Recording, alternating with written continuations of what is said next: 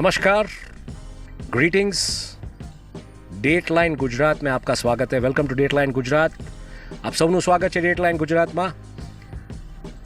અમે શરૂ કરીએ છીએ ચૂંટણીની, ગુજરાતની વિધાનસભાની ચૂંટણીની પૂર્વ તૈયારીઓ ઇન્ટરવ્યૂ સંદર્ભે.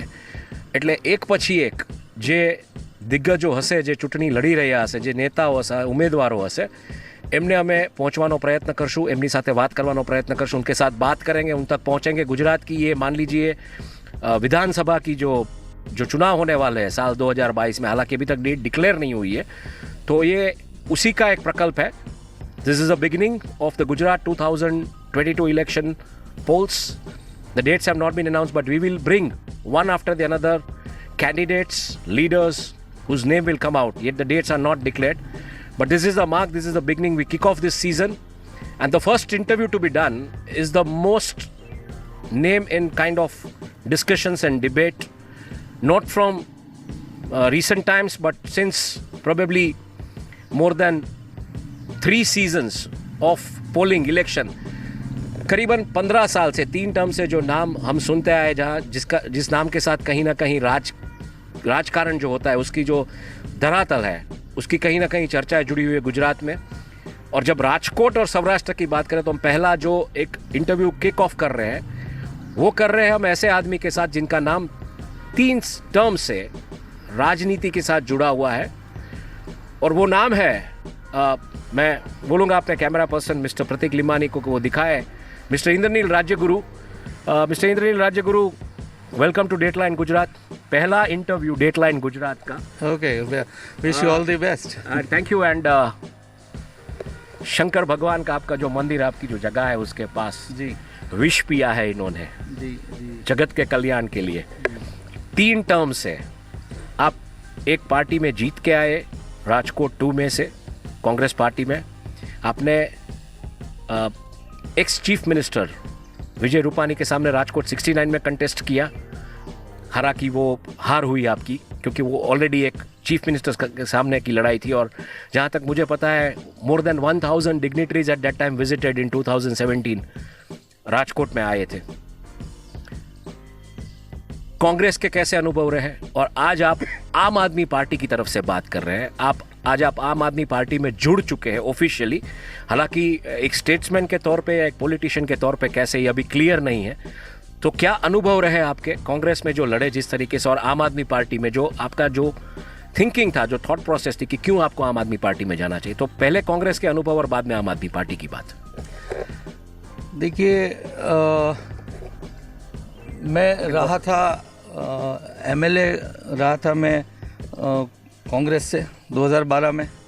कांग्रेस में इसलिए था कि भाजपा से कम थोड़ी अच्छी सोच उनकी थी. मेन पॉइंट ये है कि भाजपा देश को ख़त्म कर रहा है, गुजरात को ख़त्म कर दिया है. चाहे आप ले लो फाइनेंशियल टर्म्स में, या फिर ले लो लॉ एंड ऑर्डर में.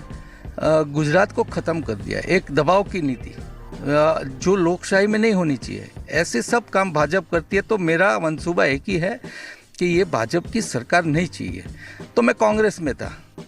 मैं 2017 में सीएम के सामने यही कहकर लड़ा था कांग्रेस पार्टी में कि भाई मैं उसको रोकूं तो पार्टी को फ़ायदा होगा. मैं एमएलए बनूं ना बनूं, उससे कोई ज़्यादा फ़र्क नहीं पड़ता है.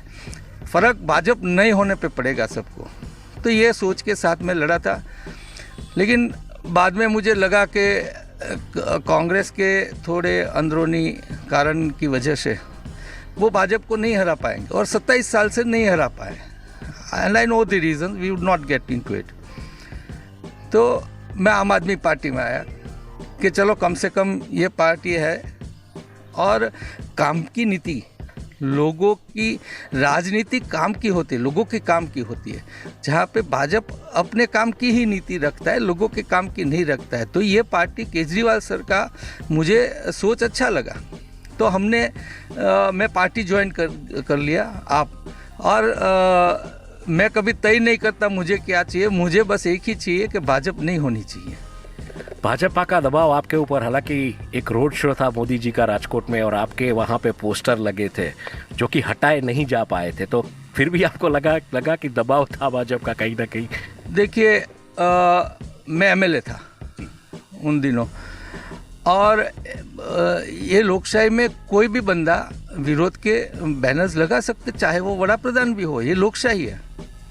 मैं एमएलए था, मेरी ऑफिस थी, मैंने वहाँ बैनर लगाया, तो कॉरपोरेशन और पुलिस ने वहाँ से हटाने की कोशिश की। मुझे ये बोलना पड़ा कि तो मैं कॉन्वॉय रोकूंगा कल मोदी जी की, आपका ज़्यादा खराब लगेगा, आप सस्पेंड होगे, तब जाके मेरे पोस्टर्स रहने दिए। तो मतलब दबाव आपने डाला था बीजेपी पे, ये बात बहुत क्लियर वो है। मेरी बात ये है कि दबाव डालना पड़ता है, ये सही नहीं है ना, हमारे हक के लिए दबाव करना पड़े तो ये उसके लिए लड़ना पड़े। हर आदमी को अपने हक के लिए, चाहे वो कोई बिजनेसमैन हो या चाहे छोटा आदमी हो, चाहे कोई बूढ़ी औरत हो जिसको पेंशन मिलना चाहिए, उसके लिए दबाव होता है, करप्शन होता है, ये सब बीजेपी में होता है। यही प्रॉब्लम है और उसके सामने मैं लड़ रहा हूँ। लेगेसी रही आपकी, आपके फैमिली, आपके फादर भी राजनीति में रहे हैं, क्या सीखा है उनसे? क्योंकि उन दिनों कांग्रेस का दबदबा था, भाजपा तब स्ट्रगल कर रही थी कांग्रेस के सामने। जनसंघ की पहली सीट राजकोट में से स्वर्गीय श्री चिमन भाई शुक्ला लेके आए थे, पहला दीपक जलाया जा रहा था। तो क्या देखा है जब आपकी फैमिली अलाइन थी रूलिंग पार्टी के साथ, और आज के दिन में क्या फर्क लग रहा है आप लोग? देखिए, और खास करके क्या सीखा राजनीति के, वो कौन से पाठ थे जो आपने सीखे आपने अपने पिताजी को देखते हुए? देखिए, हमारा फैमिली में हम एक ही सीखे हैं कि 2 या 3 पीढ़ी को छोड़ो, आगे की हमारी बात करो तो हम भी कुछ मांग के खाते थे। देश के हर व्यक्ति की हालत ये थी, हर फैमिली की हालत ये थी, उसमें से हमारा डेवलपमेंट हो गया और हम अच्छा रहने लगे।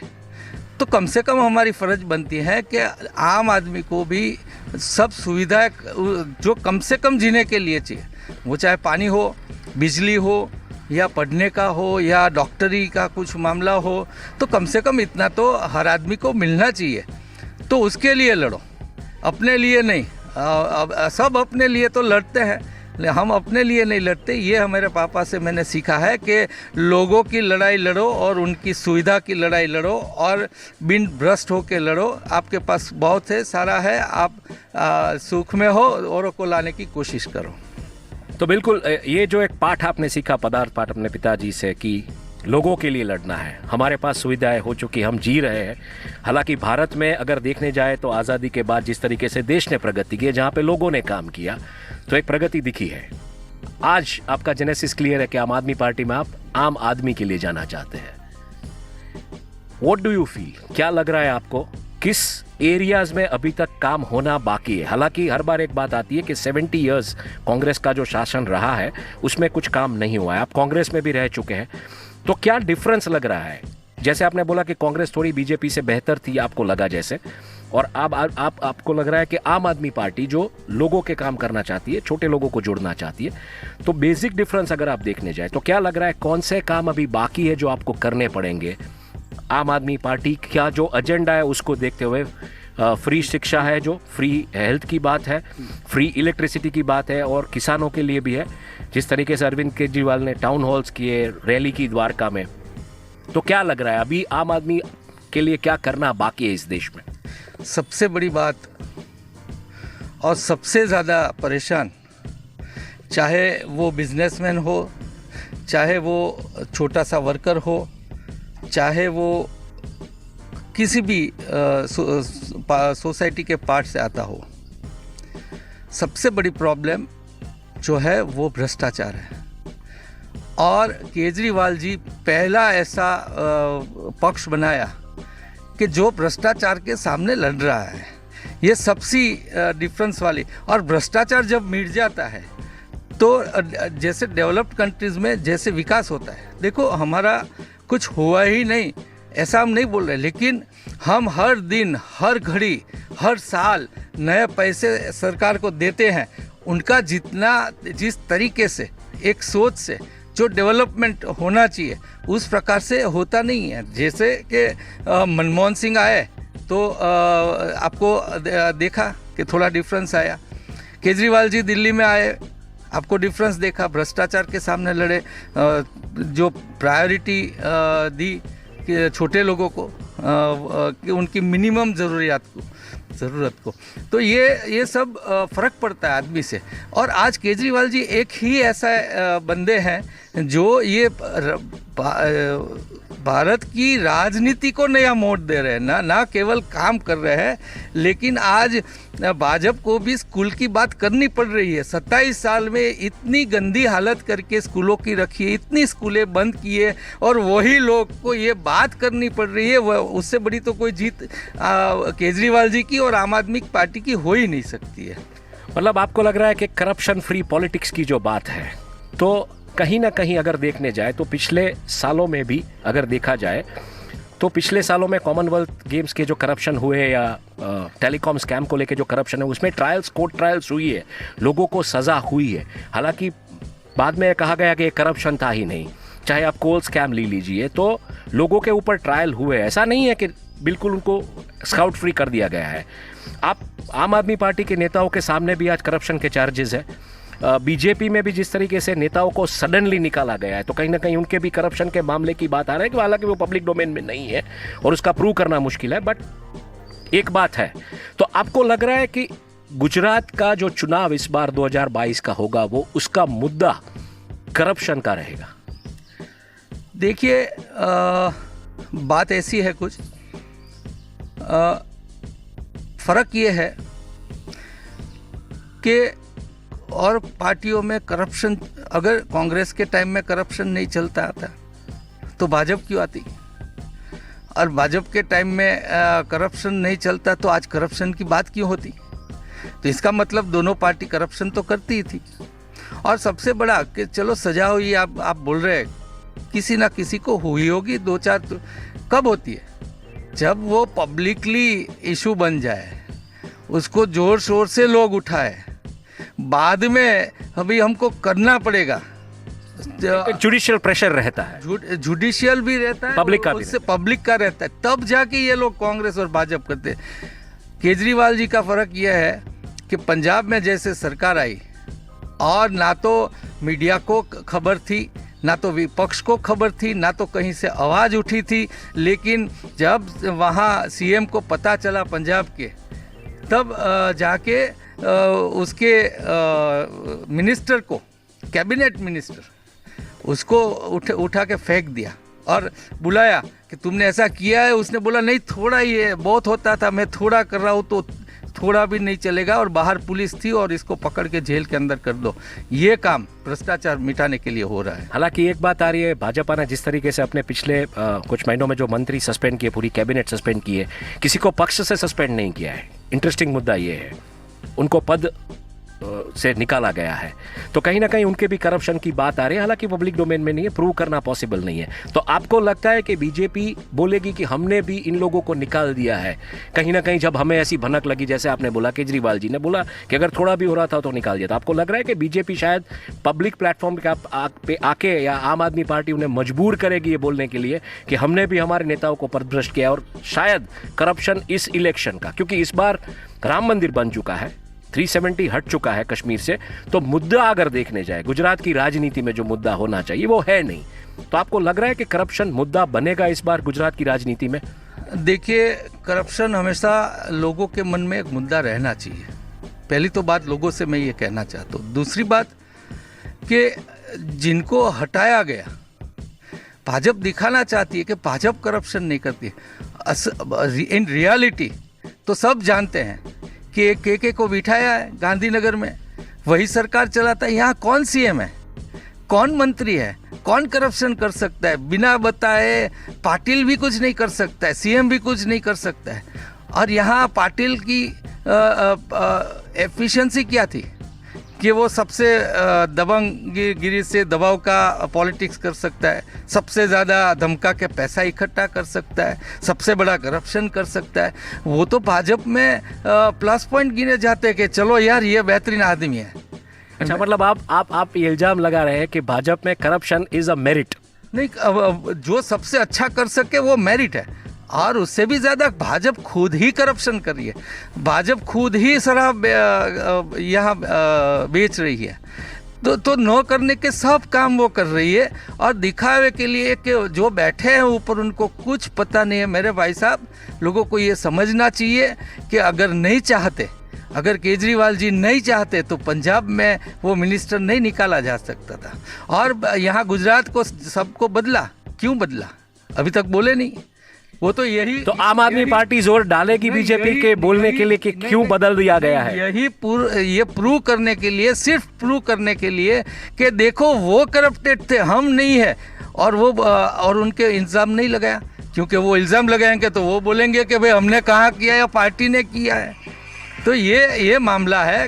वो भाजपा को अभी कोई मुद्दा नहीं रहा है। और मेरे ख्याल से विकास के अलावा अगर आपको डेवलपिंग कंट्री से, डेवलप्ड कंट्री कि जहां आपकी सुरक्षा की कोई चिंता नहीं होती है, जहां आपको खाने पीने की, रहने की चिंता नहीं होती है, जहां सड़कें में एक खड्डा भी नहीं होता है, सब सुविधाएं ठीक से मिलती है, ऐसे विकसित देशों की गिनना में हमको आना है तो हमको सिर्फ एक बात करनी पड़ेगी कि कौन बिन भ्रष्ट और श्रेष्ठ शासन दे सकता है। और आज भारत में कोई एक ही बंदा ऐसा हो तो वो केजरीवाल जी है। मतलब आपका कहना है कि करप्शन मुद्दा रहेगा और मुद्दा रहना चाहिए हर चुनाव का, या शायद उस तरीके से। गुजरात की अगर हम बात करें तो गुजरात में पिछले दिनों में जिस तरीके से करप्शन के मामले सामने आए हैं, हालांकि मैं इस समांतर प्रवाह की बात नहीं कर रहा हूँ। रफाड़ेश्वर कैंप का एक मुद्दा आया था एक ज़माने में 80 के दशक में, जहाँ पे कैटल फूड के लेके एक स्कैम हुआ था, जैसे लालू जी का घास चारा का हुआ था। इसके अलावा इतने बड़े मुद्दे गुजरात के करप्शन को लेके जो कि राष्ट्रीय मुद्दा बन सके, ऐसे कोई बड़े मुद्दे नहीं आए। तो आपको लग रहा है कि इस बार आम आदमी पार्टी ऐसे मुद्दों को छू पाएगी जो राष्ट्रीय फलक पर जा सके कि ये करप्शन है? मतलब प्रूव करना, करप्शन का एलिगेशन लगाना और करप्शन प्रूव करना, ये एक दो अलग चीजें हैं। तो कैसे, इसमें आपको क्या लग रहा है, आम आदमी पार्टी कैसे मुद्दों को लेके आएगी जो कि कन्विंस कर सके कि हाँ कि ये करप्शन है? भैया, यहाँ रिटेल करप्शन और होलसेल करप्शन की हम बात करें। रिटेल करप्शन कहाँ पे है? जहाँ पे मतलब आप जा रहे हैं, सीट नहीं है। नहीं, मैं एक मिनट, सीट नहीं है, बिल्कुल बिल्कुल, मैं आ रहा हूँ उस पे मैं आ रहा हूँ। रिटेल करप्शन क्या है कि आप ट्रेन में जाना चाहते हैं, आपकी अर्जेंसी है, लेकिन सीट नहीं है और आपने वहाँ पे टीटी से कुछ कर लिया और हो गया। आजकल वो भी नहीं हो पा रहा है क्योंकि उसमें टैब पे वो सब कुछ आ गया इलेक्ट्रॉनिक। तो एक रिटेल करप्शन होता है जहाँ पे आप अपनी सहूलियत को देखने के लिए अपना मतलब आपको पहुँचना है और पहुँचने के लिए जगह नहीं है तो आप कुछ भी लेके, हालांकि भारत इतना बड़ा देश है, बस्ती बड़ी है, तो वो डिमांड सप्लाई का जो गैप रहता है उसमें करप्शन है। एक होलसेल करप्शन है। तो होलसेल करप्शन के ऐसे कौन से मुद्दे हैं जो आम आदमी पार्टी इस बार उछालना चाहेगी? देखिए, करप्शन होलसेल या रिटेल नहीं होता है। यहाँ अगर कलेक्टर पैसा लेके यहाँ बिन खेती करता है, अगर कमिश्नर पैसा लेके खून करने वाले को भी उसका गुनाह हल्का सा कर देता है, तो उसका पता ये सरकार को नहीं रहती है क्या? अभी सबको पता है कि वो लोग भी पैसा देके अपनी चाहती जगह पे जाते हैं जहाँ सबसे ज़्यादा पैसा मिले। बिजनेस ही बना दिया इन लोगों ने।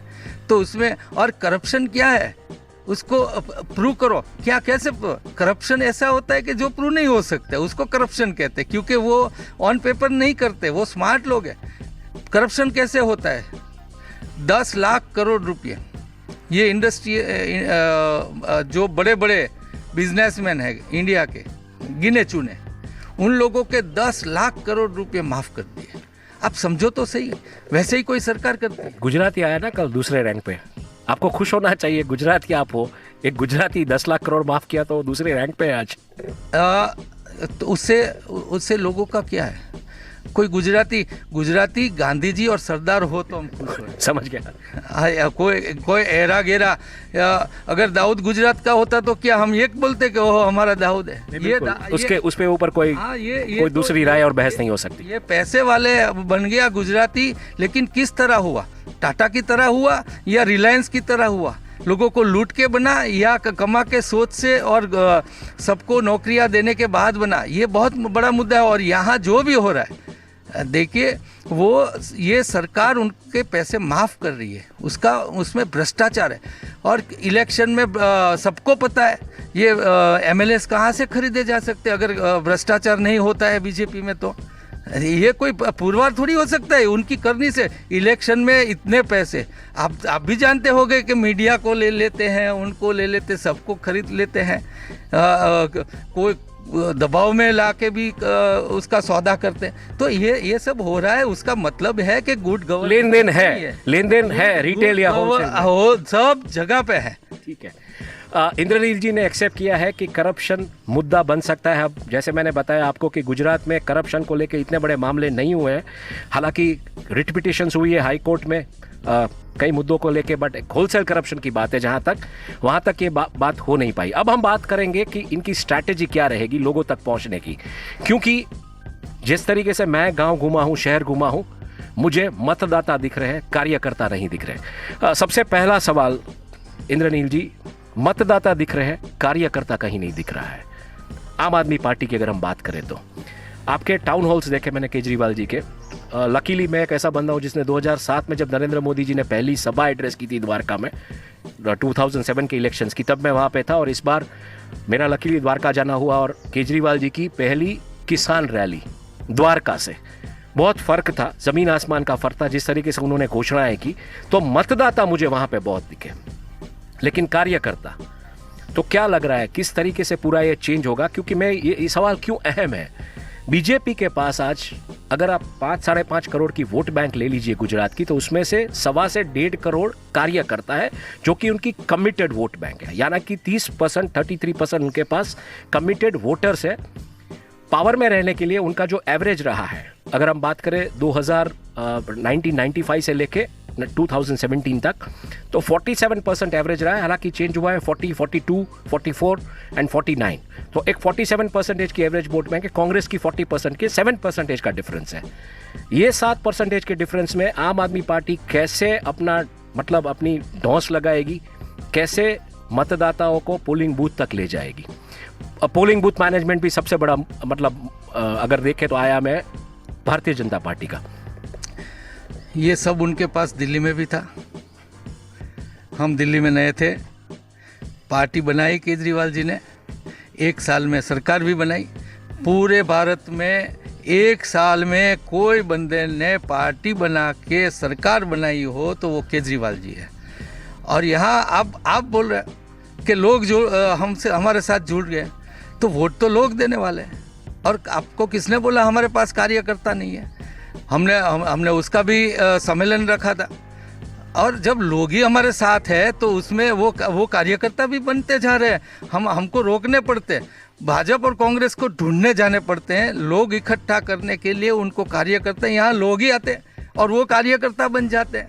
तो सवाल ये है कि कार्यकर्ताओं की फौज से, दबाव की राजनीति से 2-5% का फर्क हो सकता है, बाकी तो जो होता है वो लोगों की सोच से ही बनती है सरकार। तो ये अभी हर गुजराती के दिल में जाके केजरीवाल जी बैठ गए हैं। लोग ही जब वोटिंग करेंगे तो हमको क्या परेशानी है? हमारा कार्यकर्ता दौड़ दौड़ के काम करेगा, डरने वाला कार्यकर्ता है, ये 10 पे भारी पड़े ऐसा हमारा कार्यकर्ता है, क्योंकि वो देशभक्ति के लिए कार्यकर्ता बनाए, कमाने के लिए नहीं बनाए कांग्रेस और भाजपा के जैसे। तो 10 के बराबर हमारा एक कार्यकर्ता होता है जो निष्ठा से काम करता है। हालांकि आप चुनाव लड़ चुके हैं, राजनीति के इतने बड़े माहिर खिलाड़ी है, सौराष्ट्र कच्छ में आपकी अच्छी पकड़ है, तो अगर देखने जाए तो जिस तरीके से टर्न अराउंड जो होता है, वोटर टर्न अराउंड, वो कहीं ना कहीं 69-70 के बीच जाके रुका पड़ा है पिछले कई सालों से गुजरात में। इस बार वोटर टर्न अराउंड बढ़ने की संभावना है। क्या आपको लग रहा है कि 10 में से जो 3 मतदाता जो भाजपा के हैं, जो जाके वोट डालते, 1 या 2 वोट भाजपा उनको कन्विंस करके लेके आती है, 7 में से मतलब 2 या 3 वोट बिखरे हुए हैं कहीं पे कांग्रेस में, किसी और पक्ष में, ज़्यादातर कांग्रेस और बीजेपी के बीच। तो आपको लग रहा है कि 7 में से जो 3 या 4 मतदाता, 10 में से जो 3 या 4 मतदाता पोलिंग बूथ तक नहीं जाते, उन्हें आम आदमी पार्टी पोलिंग बूथ तक पहुंचाएगी? Good question. मैं आपको बोलूं कि जो वोट करने नहीं जाते वो थके हुए लोग हैं कि इससे क्या होगा। नहीं, कई वोट खरीद भी लिए जाते हैं, ये भी एक हकीकत है। नहीं, लेकिन मैं बोल रहा हूँ जो नहीं देने जाते हैं, नोटा में डालते हैं, हम क्या करें? हम भाजपा को नहीं चाहते, लेकिन सामने कांग्रेस भी ऐसी पार्टी है, तो हमको दोनों को नहीं देना, कहाँ जाए, दे ही नहीं, तो वो नहीं देते थे। अभी वो लोग आएंगे और भाजपा के भी हम वोट्स तोड़ेंगे और कांग्रेस के भी बहुत सारे तोड़ेंगे, तो आराम से हमारी सरकार हमें दिख रही है। टर्न अराउंड बढ़ने की संभावना दिख रही है, इस बार 70 से ऊपर जाने की संभावना देख रहे हैं आप? मैं बोलूँ वो जाएगा 85-90 तक जाएगा। 85-90%। This is the biggest thing. I think अभी तक ये बात कहीं गुजरात की राजनीति में नहीं हुई है। आई एम श्योर ये बात नहीं हुई है। 85-90% वोटर टर्न अराउंड गुजरात में होने की संभावना है। ये सबसे बड़ी चीज़ है कि गुजरात की रणनीति, गुजरात की राजनीति 2022 के चुनाव को लेके किस तरह से अभी इंटरेस्टिंग होने वाली है। मेरा एक और सवाल है, बूथ लेवल मैनेजमेंट की बात आती है तब ऐसा बोला जाता है कि भारतीय जनता पार्टी के पास माइक्रो लेवल पे बूथ मैनेजमेंट है। उनके आला नेताओं को पता है कि यहाँ पे कितने कम्युनिटी वोट्स है, किस तरीके से कैसे उनको पोलिंग बूथ तक ले जाना है। और आज खास करके आपने 69 में देखा होगा जिस तरीके से व्हाट्सएप ग्रुप्स बने थे और वो पूरी जो सिस्टम बनी थी, कैसे इसको आप मतलब आपका पोल बूथ मैनेजमेंट किस तरीके से माइक्रो लेवल पे दिल्ली में आपने किया है, no doubt about that, but Delhi में मानता हूँ शहर के चुनाव है। जबकि अगर आप गुजरात की बात करें 182 सीट्स, अगर मान लीजिए दिल्ली में एक सीट पे आपने अपने प्रतिद्वंदी के सामने 3 गुनी ताकत लगाई, तो आपको 3 गुनी ताकत 182 सीट्स पे लगानी होगी। तो आप इसे कैसे देख रहे हैं, इस पोल बूथ मैनेजमेंट को आप कैसे मैनेज करेंगे? देखिए, हमारा बूथ का मैनेजमेंट और उसके कार्यकर्ता हमारे पास ऑलरेडी तैयार हैं, हर गांव में, हर शहर के वार्ड में, हर बूथ पे, तो वो हमारा प्रश्न ही नहीं है। और दूसरी मैं बात बोलूं कि जब हमारा कार्यकर्ता किसी के घर पे जाता है और वोट देने को बोलता है, तो वो कितने आत्मविश्वास से बात कर रहे हैं वो भी खूब बहुत ज़रूरी होता है। आज भाजपा का और कांग्रेस का कार्यकर्ता किसी को वोट करने के लिए बोलेगा तो उनकी बात नहीं मानेंगे, क्योंकि वो बोलते ही रहते हैं और कुछ करते ही नहीं है। जहाँ के सब ये मान लिया है कि आम आदमी पार्टी एक ईमानदार पार्टी है, एक निष्ठावान है, देशभक्त है, उनके कार्यकर्ता जाएंगे तो उनको साथ में तुरंत चल के आम आदमी को जिताएंगे। 85-90% अगर टर्न अराउंड रहता है, तो जिस तरीके से यूपी में हमने देखा कि 100-200 वोट्स की गिनती से हार जीत तय हुई, तो आपको लग रहा है कि ये चुनाव जो है वो कांटे की टक्कर रहेगी और 100-200 वोट की कहीं ना कहीं बात आके रुक जाएगी? देखिए, हमारी बात जहाँ उठी वहाँ लैंडस्लाइड हुआ है। चाहे आप दिल्ली में उठी, वहाँ 70 में से 62 सीट्स मिल गई। पंजाब की देखिए, अराउंड 80% सीट्स मिली। हमारी जहाँ हवा उठती है वहाँ ना तो कांग्रेस का ना तो भाजपा का स्ट्रांगनेस काम आती है, क्योंकि लोग आखिर में समझते हैं सही क्या है, गलत क्या है, कौन सही आदमी है, कौन गलत आदमी है। केजरीवाल जी आज एक ही सही आदमी है, ये गुजरात की जनता जान चुकी है। 182 सीट्स अगर गुजरात की हम बात करें, उसमें से 60-70 सीट्स जो है वो अर्बन वोट बैंक है, जो कि एक शॉर्ट वोट बैंक बीजेपी की मानी जाती है। पावर में आने के लिए आपको 95 सीट्स चाहिए, तो करीबन बाकी की 20-25 सीट्स जो है उसका जुगाड़, या 30-35 सीटों का जुगाड़ रूरल बेल्ट्स में से हो जाता है। नरेंद्र मोदी जी ने यूपी के चुनाव खत्म होते ही पहला सम्मेलन जो गुजरात, मतलब अनऑफिशियली अगर देखने जाए तो वो कहीं ना कहीं उसने गुजरात की राजनीति का ब्यूगल फूंक दिया था कि एक पहला सम्मेलन जो किया वो सरपंचों का किया अहमदाबाद में जीएमडीसी ग्राउंड में। आपको लग रहा है कि इस बार रूरल वोट्स एनकैश करने के लिए, हालांकि कोरोना नहीं था, अर्बन में कोरोना था, अर्बन में दिक्कतें थी, ऑक्सीजन सिलेंडर्स नहीं मिले थे, बेड्स नहीं मिले थे, आपको फाइन्स भरना पड़ा था, पुलिस ने डंडे भी लगाए थे, तो क्या लग रहा है इस बार की जो लड़ाई है गुजरात की, वो रूरल वोट बैंक की तरफ होगी ज्यादा या अर्बन की तरफ होगी? हम सब जगह पे हैं, पहली बात। दूसरी बात, रूरल में आप देखें तो लास्ट टाइम टर्नआउट हुआ था, कैसा क्या हुआ था, कांग्रेस जैसी भी हो लेकिन भाजपा को नहीं देना है। तो यहाँ आज लोगों को ये ठीक विकल्प मिल गया कि जैसे भी हो ऐसे नहीं, लेकिन अच्छी पार्टी है तो हमको उसके साथ ही जाना है। हर फार्मर, हर जो लेबर है, सब मिलके एक बात पे 2017 में कांग्रेस के साथ जुड़े थे, वहाँ से थक गए कि ये तो कांग्रेस भी बिल्कुल वैसी है और जीत ही नहीं पाती है, हम कितना भी चाहे। आम आदमी जहाँ जाती है वहाँ जीतती है और जाके काम दिखाती है। और केजरीवाल जी एक ही बात बोलते हैं, एक मौका दे दो, 5 साल में हमने जो बोला वो नहीं करे तो दूसरी बार आप वोट हमें मत देना। બહુ મોટો પ્રશ્ન આ છે. હું ગુજરાતીમાં આવું છું. સ્લોગન નથી આજે ભારતીય જનતા પાર્ટી પાસે કે કોંગ્રેસ પાસે. તમારી પાસે એક સ્લોગન આવી ગયું છે, એક મોકો કેજરીવાલને. મોટા ભાગે એવું જોવામાં આવ્યું છે કે ભારતીય જનતા પાર્ટી પાસે 6 મહિના પહેલા સ્લોગન આવી ગયું. ડબલ એન્જિનની સરકારવાળું સ્લોગન અત્યારે કાર્યરત થઈ ગયું છે. શું લાગે છે લોકોમાં નારાજગી કયા મુદ્દે છે? તમે સર્વે કર્યો છે, આઈ એમ શ્યોર અબાઉટ ઇટ, પણ નારાજગી કયા મુદ્દે છે? ક્યાં મુદ્દે નથી એ મોટો પ્રશ્ન છે. ઓકે, કયા મુદ્દે નથી? ચાલો, બધા જ મુદ્દે પ્રશ્નો છે. તમે પોલીસ સ્ટેશનમાં જાઓ, તમે સરકારી ઓફિસમાં એક વિધવાના પેન્શન માટે જાઓ, તમે યુવાઓની જે યોજનાઓ મોટા મોટા નામે જાહેર થઈ, આજે જે નબળા વર્ગ છે એનું આયોગ બને પણ આયોગમાં પૈસાની જાહેરાત કરવામાં આવે, પૈસા દેવામાં ન આવે, એવી એટલે કયા વર્ગમાં અથવા તો કઈ જ્ઞાતિ જાતિને મોંઘવારી સૌથી વધારે મોટો, કારણ કે તમારી સ્કીમ્સ જે છે એ મોંઘવારીને ક્યાંક એડ્રેસ કરે છે. Free electricity, free education, free health of course Bharatiya Janata party આપેલું છે. મા અમૃતમ કાર્ડ ને બધી યોજનાઓ છે, કોંગ્રેસે આપેલી છે, એવું નથી આપી. કોઈ પાર્ટી સાથ સુધી કંઈ ફ્રીબીઝ નથી આપી એવું નથી. પણ તમારા માટે એક આરોપ લાગી ગયો છે કે તમે રેવડિયા ફ્રી મેં આપ બાંટ રહે. તો આ જે મોંઘવારીનો મુદ્દો છે એ કેવો સ્પર્શે છે? તમારું શું તારણ છે આમાં? જો તમે રેવડીની વાત કરી, અમે રેવડી આપીએ છીએ. અમે સત્યનારાયણ કથામાં અથવા મંદિરમાં જ્યાં પ્રસાદમાં રેવડી હોય ને એ રેવડી આપીએ છીએ. અમે 10 લાખ કરોડ માફ કરી અને ગયણા ગાંઠા બિઝનેસમેનો, ઇન્ડસ્ટ્રીયલિસ્ટોને નથી આપતા. એટલે એક રેવડી તમે પ્રસાદ તરીકે ચાખીને બાકીની રેવડીઓ તમે આપી દો છો, એના ઉપર કોઈ ટેક્સ નથી લગાડતા, એમને આપી દો છો. અમે રેવડી જે આપીએ છીએ એ લોકોની સુખાકારીની આપીએ છીએ. અને ભાજપ જે રેવડીઓ આપે છે ઇન્ડસ્ટ્રીયલિસ્ટોને, એ પરસેવાના લોકોના પૈસા લૂંટાવાની આપે છે. ઘણો ફરક છે બેની રેવડીમાં.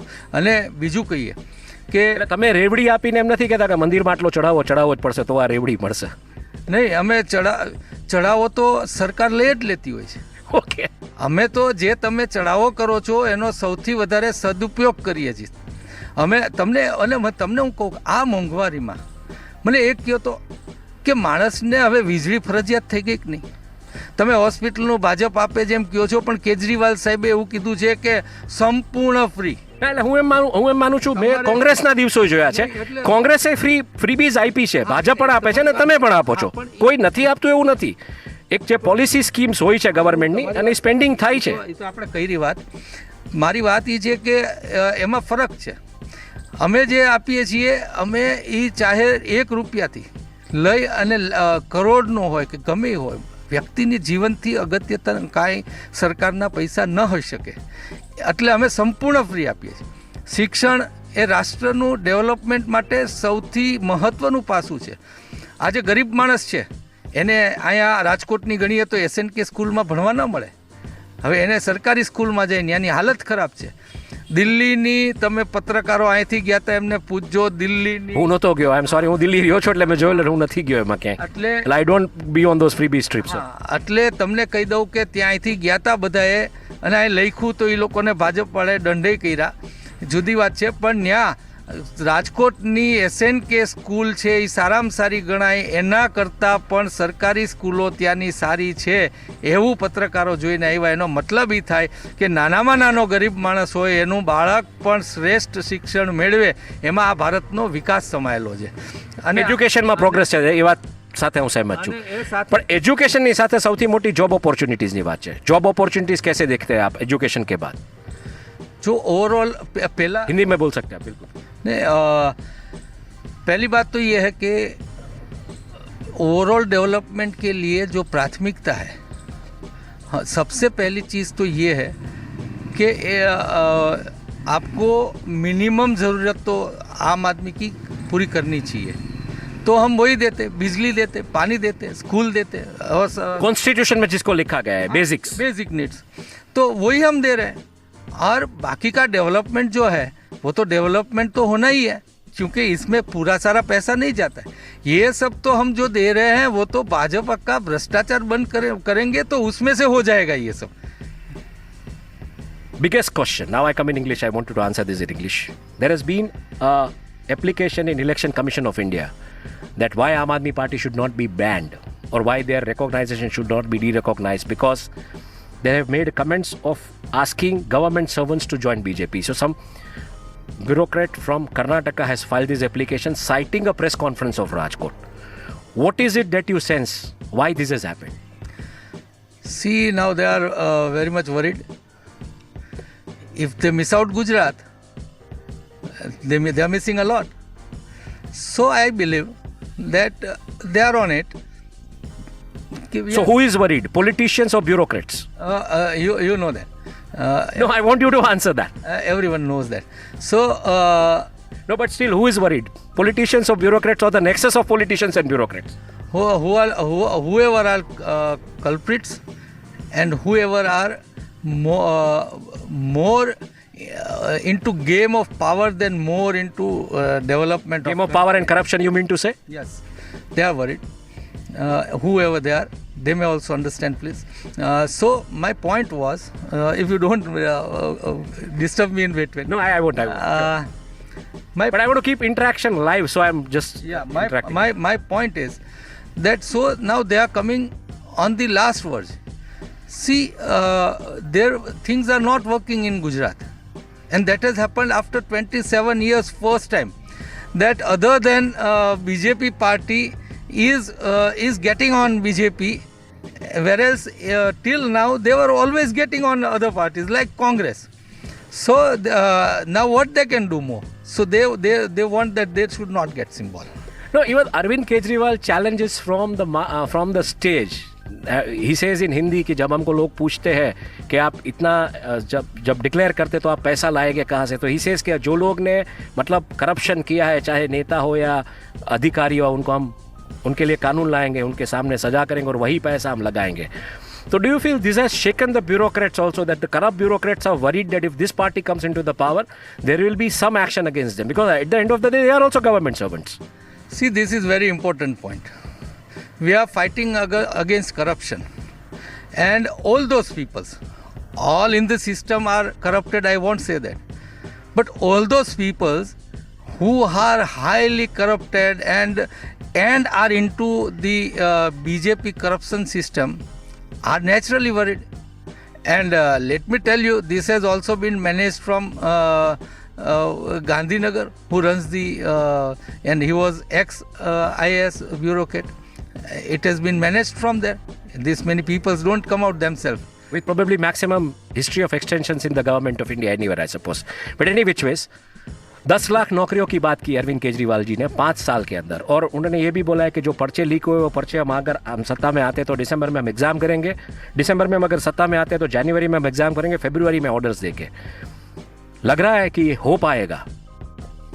देखिए कितने कम शिक्षक हैं स्कूलों में, हॉस्पिटल में कितना कम स्टाफ है, और ये जो टेम्पररी बेस पे लेते हैं, रोजमदारी पे लेते हैं, तो उसका क्या उसकी क्या कमती रहेगी उन लोगों में कि आप काम तो पूरा करवा रहे हो, वो पूरा कर भी रहे हैं और उनको पगार नहीं दे रहे हो पूरा. कॉस्टली एजुकेशन और बाद में जॉब नहीं, इसका तोड़ है आपके पास?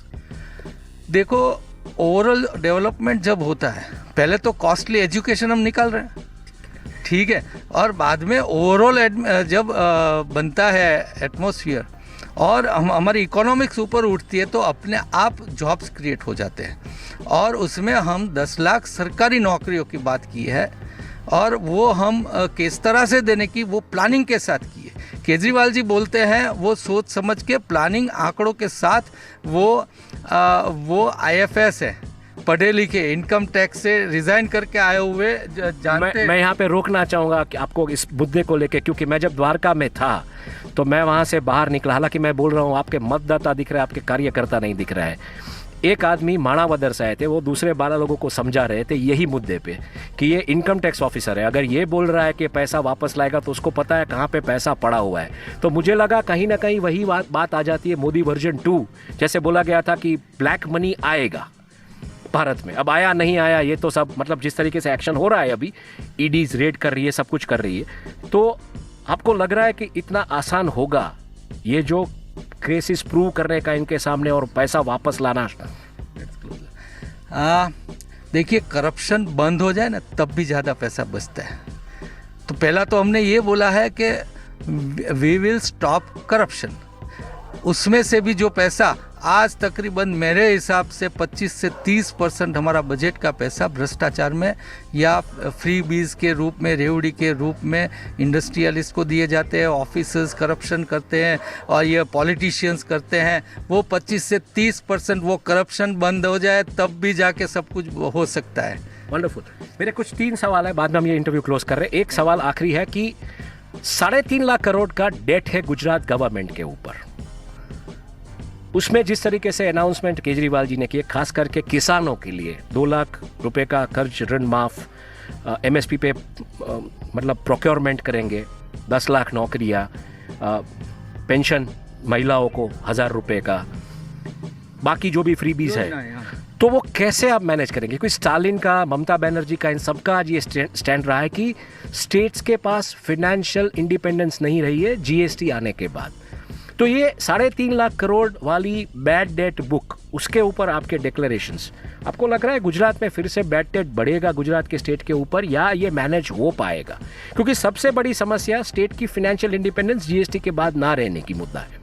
और पंजाब में हाल ही में हमने सुना सरकारी नौकरियों की, मतलब सरकारी नौकरियों के पगार को लेके मामला हुआ आम आदमी पार्टी जहाँ पे है, तो आपको लग रहा है हो पाएगा? देखिए, ये सब आप बात बोल रहे हैं, उसमें कहीं ना कहीं आप ये कहना चाहते हैं कि हमको इनकम बढ़ाना पड़ेगा। मैं ये बोल रहा हूँ, या तो आपको डेट लेना पड़ेगा, 2 में से एक है। मैं थोड़ी प्लीज बात मुझे कर लेने दीजिए प्लीज। तो हमको टैक्स नहीं बढ़ाना पड़ेगा। मैंने बोला कि करप्शन बंद हो जाए, तो ये दिल्ली में सब योजनाएं चल रही है, वहाँ भी जीएसटी है और वहाँ ये हम सब ये फ्री दे रहे हैं, तो फिर और वहाँ चलती है, और वहाँ डेप्थ जो थी वो पूरी कर ली। अभी प्लस में एक ही पूरे राष्ट्र में एक ही स्टेट ऐसा है जो प्लस में चल रहा है। तो आपको चलाने का आना चाहिए। अगर ममता बनर्जी को अंडरस्टैंडिंग नहीं है और वो किसी और पे डालना चाहती है, वो किसी और पे, वो अलग बात है। लेकिन हम ये बोलते हैं will deliver as like in Delhi and Punjab. No, your government, I mean, Aam Aadmi Party definitely has this credibility of delivering a plus balance sheet wherever they are into power. No doubt about that. But my question is, आप date लेके क्या करेंगे? दूसरा, इसी के मुद्दे पे सवाल है, अगर आप डेट नहीं ले रहे और रेवेन्यू बढ़ाने की बात कर रहे हैं, तो क्या आप देख रहे हैं गांधी के गुजरात में लिकर डिक्रिमिनलाइज होगा? लिकर कोई बड़ा मुद्दा रहा है आम आदमी पार्टी को लेके, और दिल्ली में जिस तरीके से, और मतलब प्रतिद्वंदी पार्टियां भी इसके ऊपर जोरों शोरों से बात कर रही है। अभी बोल लो। बिल्कुल, ये बहुत अहम सवाल है मेरे लिए। हम समझ जाते हैं ना, तुरंत समझ जाते हैं। लिकर पे आप पूछ रहे हो, तो मैं यही कहूँगा कि अभी तो लिकर कहीं ना कहीं सत्ता में बैठे हुए लोग ही बेच रहे हैं। और उसका इम्प्लीमेंटेशन, वो कायदे का जो अमलवारी होनी चाहिए, वो बिल्कुल नहीं है, क्योंकि वही धंधा कर रहे हैं। हम यही करेंगे कि गुजरात में पूरा अमलवारी होगा, और यहाँ सीएम के घर के बाजू में भी दारू मिलता है, गुजरात में कहीं पर भी दारू नहीं मिलेगा। ये कमिटमेंट के साथ आप बोल रहे हैं? मतलब ये हम कमिटमेंट कर चुके हैं गुजरात की जनता को। बड़ा अच्छा इंटरव्यू आ रहा आपका। मैं ये नहीं पूछूंगा कि कितनी सीट्स मिलेगी 182 में से, कैसे आप पावर में आएंगे। सौराष्ट्र का जहाँ का आप इंचार्ज है, 54 सीट्स है, उसमें से कितनी सीट नहीं मिलेगी। मैं मानता हूँ कि ऐसा अगर हम बात करें तो पक्षकार हो जाएंगे। हम मानते हैं कि ईवीएम का लास्ट जो वोट काउंट ना हो जाए तब तक इस मुद्दे पे पहुँचना कि कौन जीत रहा है कौन हार रहा है, ये थोड़ा प्री अर्ली प्रिजम्पशन हो जाएगा। कांग्रेस का जो घराना, जो राजनीति के पाठ अपने पिताजी से सीखे, आज आपको लग रहा है कि कहीं ना कहीं मुझे आम आदमी के लिए अभी जो कुछ थोड़ा बहुत बाकी है, बेसिक्स उनको देने के, उनके लिए आए हैं मैदान में। भगवान शिव जी के आपके यहाँ पे जो प्रांगण है वहाँ पे हम खड़े हैं। गुजराती में जैसे कहते हैं, न करे नारायण आप जीत जाए, ऐसी मतलब जिस तरीके से माहौल बन रहा है, वोटर्स आपके साथ है, पर अगर हार गए क्योंकि आप ऑलरेडी 69 में हार चुके, वो विष आपने पिया है, तो फिर से ये विष शंकर जी के सामने आज मैं पूछूंगा पीने के लिए, आप तैयार रहेंगे क्या? पहले तो देखिए, लास्ट टाइम भी मैं जहाँ हमको कोई उम्मीद ही पार्टी को नहीं थी, 40 साल से हम, और मोदी जी ने जहाँ अपनी ज़िंदगी की पहला चुनाव लड़ा, पहला चुनाव राजकोट से, बिल्कुल तो वही सीट पे मैं सामने से गया था जी, पार्टी के। और राजकोट 2 में से जीतने के बाद, मतलब एक सीट में आप जीत के बाद में गए थे वहाँ पे। यार थोड़ा मुझे प्लीज डिस्टर्ब मत कीजिए प्लीज़। थोड़ा मैं वहाँ मेरी चाहत से गया था। मेरा मुद्दा ये था कि एमएलए बनूँ ना बनूँ, सीएम को रोकूँ तो पार्टी को पूरे गुजरात में फ़ायदा हो। यही सोच के साथ मेरी मांग ये है कि मुझे लड़ना नहीं है, मुझे एमएलए नहीं होना है। मैं पूरे गुजरात में जहाँ पार्टी को ज़रूरत हो वहाँ जाऊँगा और ज़्यादा से ज़्यादा हमारे लोग चुन के आए। और मैं मानता हूँ ऐसी भी ज़रूरत नहीं रहेगी, पार्टी जो बोले वो करूँगा मैं। वो बोलेगी लड़ो तो मैं, जैसे 17 की बात कर रहे हो कि मैं हारा था, तो वैसे 12 में मेरी पहली इलेक्शन में कोई इलेक्शन हारा नहीं, और यहाँ मैं बोल के गया था कि मैं हारूंगा। ठीक है, तो उतना तो कैलकुलेशन है मेरे पास, मैं खड़ा रहूँगा, जीत जाऊँगा। बात ये नहीं है, बात ये है कि हमारी पार्टी सत्ता पे आए। मेरा मुद्दा ये है कि भाजपा सत्ता से जाए। कौन बने कौन ना बने उसकी कोई अहमियत नहीं है। अहमियत है तो सिर्फ ये है कि ये टोटल करप्ट लोग इस गुजरात में से जाने चाहिए। डेटलाइन गुजरात से बातचीत करने के लिए शुक्रिया है। पहला इंटरव्यू रहा, मुझे उम्मीद है कि आपको भी पसंद आएगा। हालांकि मैंने आपको कहीं ना कहीं डिस्टर्ब किया है, सॉरी उसके लिए, बट ये पहला इंटरव्यू है जहां पे हम क्या होने वाला उसके ऊपर बात नहीं कर रहे कि राजनीति किस मुद्दों पे चल रही है, क्या हुआ है और किस तरीके से। तो डेटलाइन गुजरात से बातचीत करने के लिए बहुत बहुत शुक्रिया। Thanks a lot. And my first interview I remember on this election season I got a first leader who can speak in English, Hindi and Gujarati. Thank you. This was Indranil Rajyaguru, a person who has started working for Aam Aadmi Party after leaving from Congress as a statesman. I don't know if he has any political aspirations in coming days. There is a buzzword that is likely to go as a Rajya Sabha candidate, either being representative from Delhi or Punjab, but that could be the future. Let's not speculate that today because we are journalists and we don't want to be a party. But in that scenario, whatever he answered, whatever he said, how prepared is Aam Aadmi Party, and corruption and basics to the common people is going to be an issue. आम आदमी की जो ज़रूरतें हैं उनको कैसे दिया जाए और करप्शन ये मुद्दा रहेगा, ऐसी बात की ऐसे नेता ने जो हालांकि अंग्रेज़ी, हिंदी और गुजराती तीनों भाषा में बात कर सकते हैं। तो देखते रहिए डेटलाइन गुजरात, ऐसे इंटरव्यूज़ हम लाते रहेंगे धरातल से, ऐसे लोगों से जो कैंपेनिंग कर रहे हैं, हर एक पार्टी से जो लोग आना चाहेंगे, बात करना चाहेंगे, हम हर एक से बात करेंगे। ये पहली ऐसी शुरुआत थी जहाँ पे इन्होंने हमको समय दिया था और आज ये पहला इंटरव्यू हमने किया है।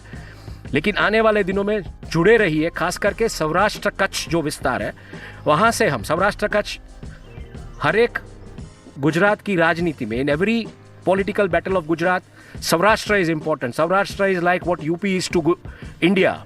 सो सौराष्ट्र कच्छ एक ऐसा प्रोविंस है, एक ऐसा रीजन है जो बहुत ही महत्व रखता है गुजरात की राजनीति में।